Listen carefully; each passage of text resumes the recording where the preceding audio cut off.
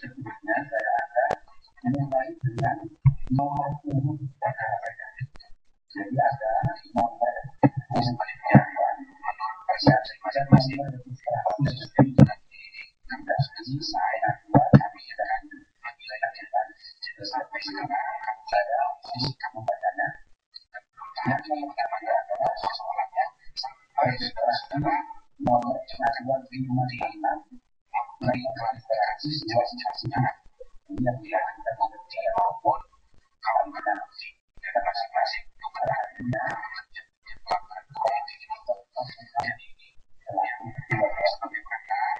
kemudian yang kedua dia akan mulai dari dalam perkara secara nanti tidak ada nomor kedua yang ada di dalam registrasi yang dilakukan di negara pengayaman nomor registrasi nomor satu adalah registrasi nomor registrasi 27 nomor yang terkenal karena bisa dikenal yang ketua Bawaslu dan kemudian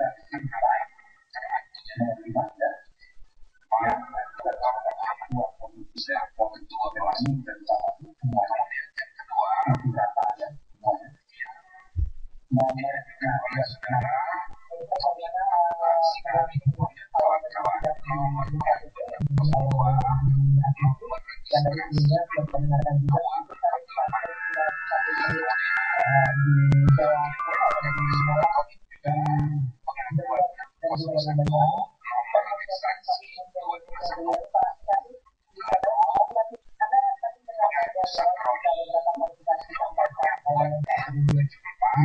nomor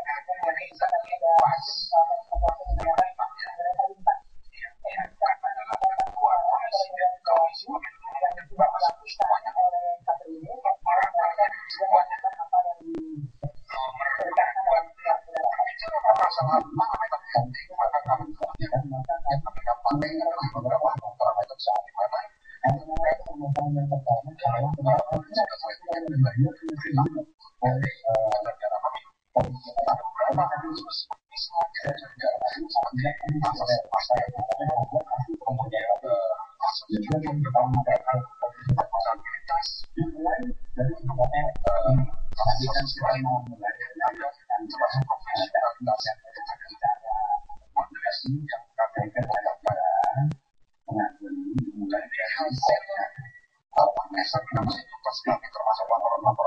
saudara kawan-kawan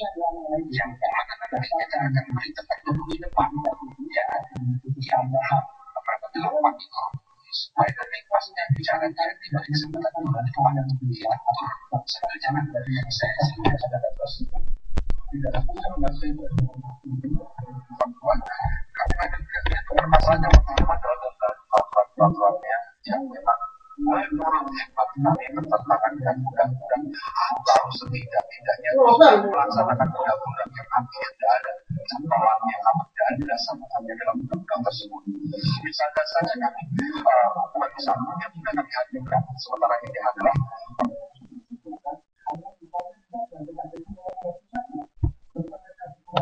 nomor 101, 102 dan lain sebagainya juga kami bahas di dalam permohonan kami khusus untuk PKPU tersebut.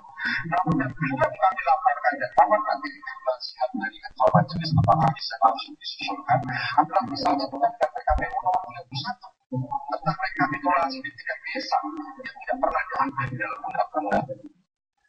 Kemudian hal tersebut yang harus membawa yang tidak ada juga dalam undang-undang adalah misalnya tentang kotak suara. Bukan kotak suara tersebut kami bukan kotak suara setelah pilpres dan yang diberikan alasan katanya untuk memenuhi bukti di MK dan lain sebagainya. Kebetulan sekali kami juga sedang berperkara di MK sehingga kami sangat paham terhadap apa yang diminta MK dan yang terjadi di Mahkamah Konstitusi. Tapi hal kotak suara di sana, hal tersebut sudah ada pada Mahkamah Konstitusi, namun makin jelas pengaduan kami. Kemudian setelah kami eksaminasi, jadi kami mohon sebagai tanggapan bahwa apakah untuk yang PKPU 31 harus susulkan dan lain sebagainya. Selain itu adalah masalah aturan. Yang kedua adalah masalah persiapan pemilu yang menurut kami dari segi aturannya juga membahayakan dan mencurigakan. Misalnya saja tentang kualitas kita, kami bisa membuktikan nanti yang memang diminta. Ternyata kualitas kita yang dipakai dalam pilpres itu sangat buruk dan dapat hilang. Tidak akan diperkenalkan, kita akan menggunakan sanksi. Nah, tentunya kualitas kita ini adalah merupakan tanggung jawab dari KPU. Selain kualitas kita, kami juga mempelajari tentang bagaimana KPU melakukan tender dan sebagainya. Kenapa yang kami temukan adalah soal pertama bahwa KPU tidak cermat dalam melakukan pemberian pengaman di dalam formulasi yaitu microtext. Microtext bagaimana kita ketahui untuk membuktikan bukan hanya hologram. Sebetulnya yang terbuka yang terbuka diatur oleh undang-undang dan diperintahkan oleh undang-undang adalah microtext, sebuah tanda yang akan terlihat dan lain sebagainya. Nanti apabila malam ini belum kami ajukan atas perintah majelis boleh diajukan hari ini akan kami buat sedianya narasi dan pengantarnya mengajukan saksi-saksi yang menganalisa itu. Namun ternyata microtext tersebut juga bebas diletakkan di mana mengajukan permohonan untuk membahas lebih cepat tentang pembukaan kotak suara sebelum adanya putusan. Berarti eksaminasi kami dari segi aturannya tidak ada yang lain itu diatur dalam surat edaran. Di dalam surat edaran, kemudian surat edaran tersebut menunjukkan dan bisa kami selain secara formal tidak ada gantungannya dan perasaan hukum mengenai itu tidak ada gantungannya. Pada prakteknya implementasinya bercabang sampai hari ini tidak semua bahkan menimbulkan hal kami akan buktikan pastinya. Apa yang kami sampaikan ini tentunya berdasarkan bukti-bukti bukan asal ngomong. Yang juga kedua, karena kami siapkan dokumen bukti sudah siap di beberapa daerah, misalnya saja tidak usah jauh-jauh dari daerah-daerah lain, daerah Jakarta. Ya, ada yang mempersiapkan bahwa itu kotak suara cukup dibuka, kemudian diambil kalimatnya, difotokopi, kemudian dimasukkan. Itu dalam aturan. Itu misalnya aturan surat komisioner kami Jakarta Timur nomor 070 misalnya harus dibuka, difotokopi, kemudian dimasukkan lagi dan disegel lagi. Namun kenyataannya ini dibuka bahwa pergi, kemudian dibuat lagi surat edaran tambahan untuk melegitimasi. Tidak akan seperti itu. Ada lagi yang lebih lucu, misalnya 3 lahan itu juga sama dengan surat suara yang lain yang sudah tertulis seperti tidak dibawa pergi. Saksi kami memfoto sisa surat suara yang kotak suara yang kosong.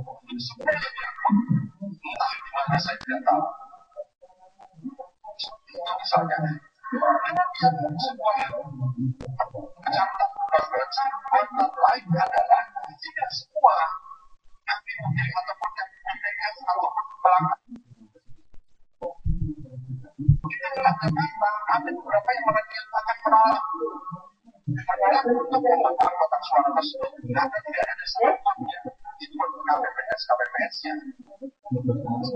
Tapi untuk dilaksanakan dan lain sebagainya dipaksakan untuk dilaksanakan.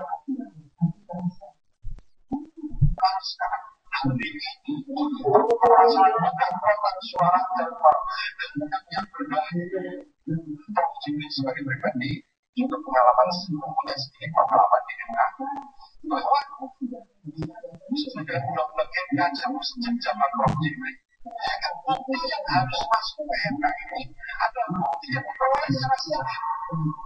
Artinya bukti yang diperoleh secara tidak melanggar hukum, kemudian tidak kemudian melanggar aturan atau secara sah. Bagus, tetapi kalau didapatkan dengan cara melanggar hukum, tapi kira harus ditolak dan lain sebagainya. Itu MK, undang-undang MK bukan sebuah perkara, tidak hanya untuk PHP. Jadi kemudian kami juga harus sampaikan bahwa pada tanggal 8 Agustus dan 14-27 untuk permasalahan kotak suara, MK jelas-jelas sudah memberikan dasar hukum sekarang, yaitu memberi izin kepada kami untuk membuka RRI 14 itu surat ketetapan ini, artinya 8 Agustus jam 14.07 yang sebelumnya dikatakan akan dipertimbangkan tapi tidak dilegalkan.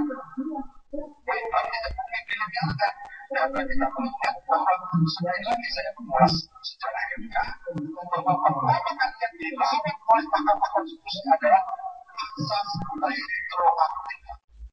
Saya masih ingat Mahkamah Konstitusi membatalkan satu undang-undang karena retroaktif tidak berlaku surat. Itu yang pertama kali dilakukan oleh Mahkamah Konstitusi. Dan ini oleh komisioner KPK disurati atau bahasa maaf dengan bahasa saya surat untuk melegalisasi semua perbuatannya yang sebelum maupun sesudah. Setidak-tidaknya di dalam tata-tata MK tersebut sudah jelas bahwa MK menyatakan perlu izin karena yang dikeluarkan adalah izin membuka kotak suara. Artinya sebelum itu tidak ada izin. Dan izin itu penting. Tidak profesional ini sangat parah. Masuk tingkat nasional sehingga itu berdampak dengan sangat kepada majelis tampilkan terlebih dahulu nama sekali lagi satu koordinator umum atas permintaan prinsip bila mana mana yang ditampilkan terlebih dahulu nama sekali lagi satu koordinator umum atas permintaan prinsipal bila mana peserta pemilu selaku peserta pemilu adalah kami mengusulkan agar fokus terlebih dahulu memprioritaskan permasalahan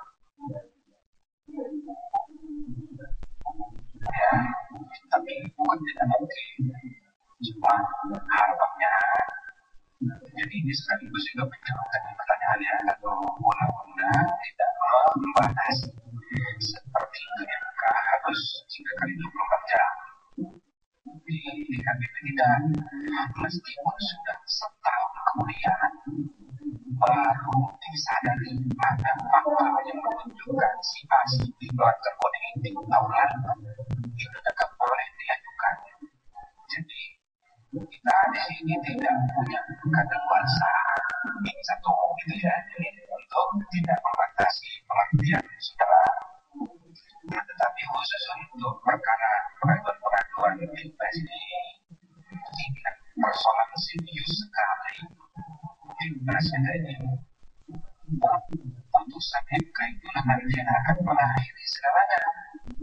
Nah, karena itu akan kembali ditonton sejarah putusan MK itu tanggal 21 atau tanggal 23 kedua, menurut rencana yang mereka lakukan, begitu keputusan MK itu keluar, urusan pilpres ini harus sudah selesai semuanya. Gitu loh. Kita aja untuk merubah agenda berpikir kita lagi bikin pilpres. Udah urusan pilpres ini hanya cara kita memilih presiden. Siapapun nanti yang terpilih, kita jadi presiden kita semua. Karena itu di KPP pun berusaha mengikuti agenda itu. Gitu loh. Jadi semua kasus-kasus dugaan pelanggaran kode etik kita yang terkait dengan pilpres kita satukan. Supaya keputusan DKPP dan keputusan MK bareng waktunya. Begitu keputusan selesai semua. Ya sekali kalau nanti begitu keputusan dibacakan, kita baik di MK maupun di sini, termasuk di sini, ya kedua pasangan calon presiden dan wakil presiden pada saat itu bagus. Supaya itu kita mengakhiri segala sengketa pilpres ini dengan salaman. Jadi kalau saudara menawarkan untuk menghadirkan paslon, kita pertimbangkan bisa saja nanti atas keputusan. Karena jadi saya rasa kalau orang saudara itu saya terima senang. Ya, dan sekarang ini ya saudara yang menghadapi berdebat secara terbuka di sini. Ya, juga tidak ada terlalu banyak protokol yang senyum, tidak karuan ada di dalam terlalu banyak senyum. Tapi untuk jadi saudara perkara dengan banyak dan itu harus kami prioritaskan juga di dalam pengakuan yang sudah ada. Karena kalau menyangkut kotak suara rasanya ada, tinggal akan konsolidasikan. Kalau di luar itu saudara mau lakukan baru silakan, mari kita prioritaskan, bisa 2 bulan lagi. Ya kita tetap bikin dulu untuk belajar keputusan. Ya kita tetap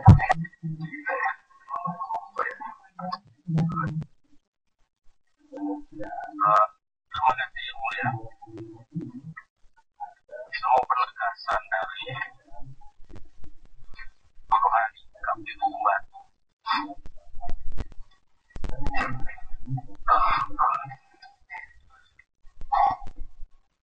Karena tadi menegaskan bahwa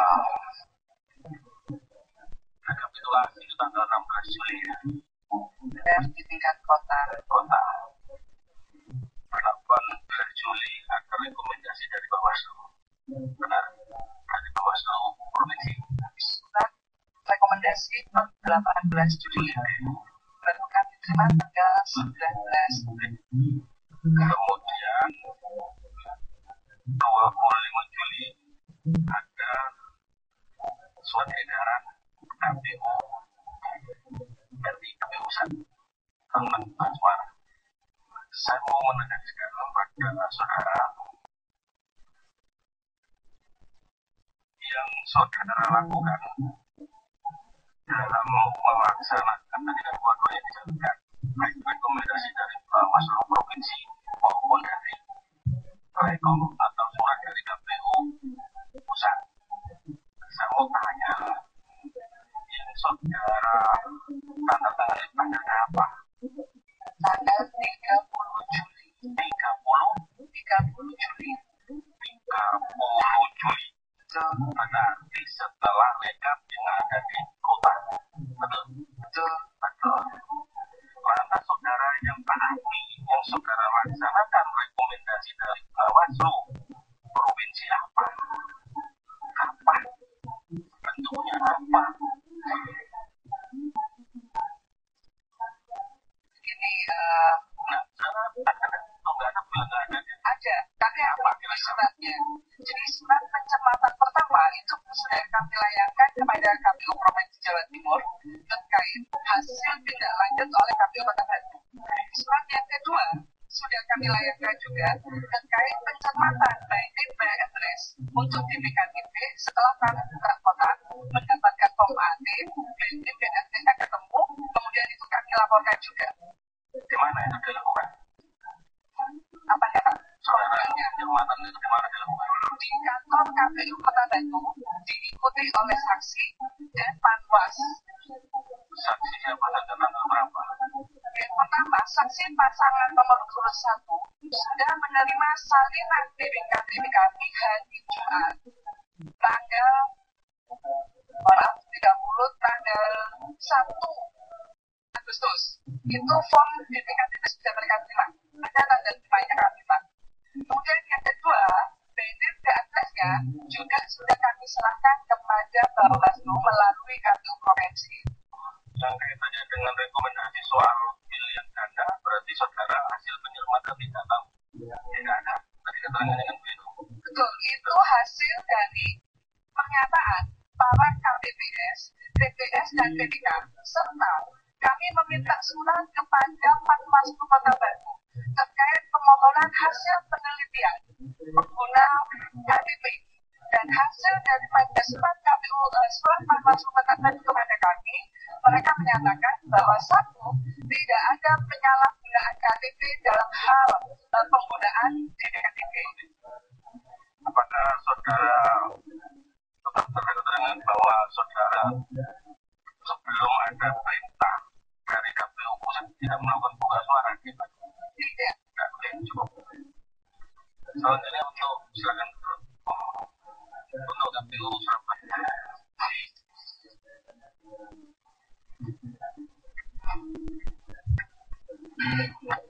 Yang Purnomo komisioner.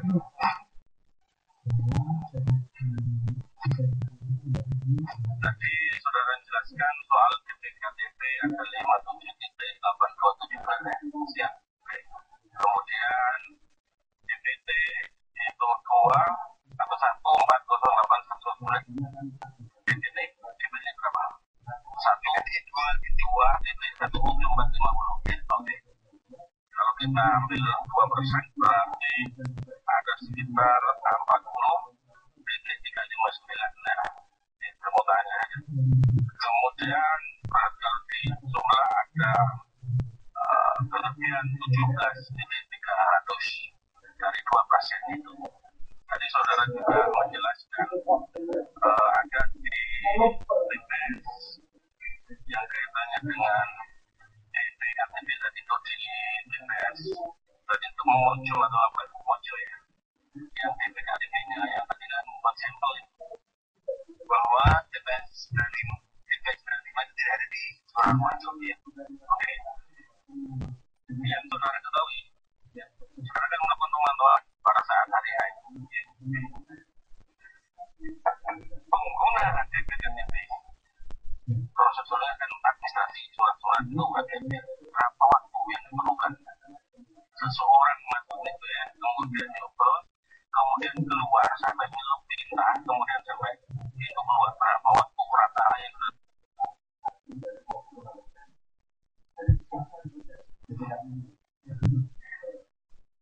tidak menghitung mana orangnya. Nah saudara, saya nggak tahu apa itu. Nah daripada saya memberi jawaban yang agak taktis, 26% kemana atau saudara dari 60 dari DPT yang kita total akan selisih dari 26%. Dari satu ada kemungkinan secara total di sekitar 2,6 yang kemungkinan PPS 3 di jumlah DPT yang 493 yang 493 ada DPKTP kan 130 DPKTP ya betul. Ini kalau udah ke 2% kan ada kalau 1% ada 100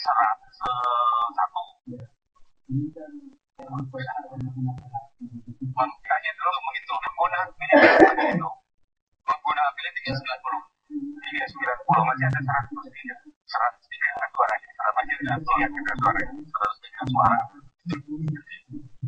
80 113 masih ada 130 betul ini ya betul. Kalau kita kelebihan berapa dari 2%? Nah itu kondisi ada kelebihan lah ini ada kelebihannya ya ada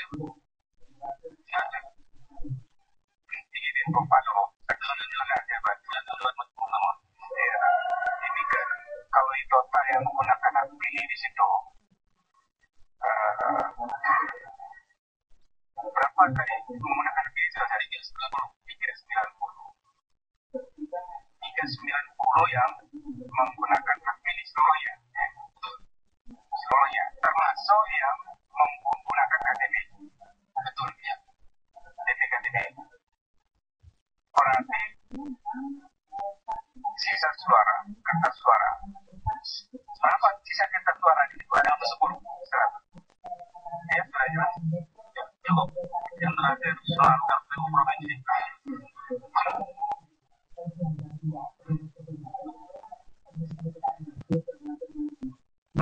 Saudara jelaskan kaitannya dengan ada keberatan secara tertulis maupun lisan. Ketika penjelasan keberatan itu kemudian diikuti oleh wali kota, apa pernyataan yang saudara sampaikan kepada pasangan nomor 1 saksi pada saat itu yang saudara ingatkan? Ya, jadi saat itu memang saksi paslon nomor 1 meminta dan mendesak untuk kami segera menindaklanjuti dan kami sudah soalnya telah membuktikan ada dalam jangka 1 jam. 1 orang berapa menit? Sebetulnya agak terawat ya. Jadi kalau 1 orang 1 menit itu masih kurang ya kan ini karena di sini saya maksudnya ada di sini kita masih ada di situ simpulan kita bisa jelaskan yang mulia bahwa untuk pelaksanaan proses pembuatan itu kita menggunakan panggil jadi juga bisa kami jelaskan bahwa yang pemilih kita yang belum daftar yang sudah tetap di area PPS yang masuk itu masih bisa diakomodasi untuk melakukan pembuatan sebagai bersama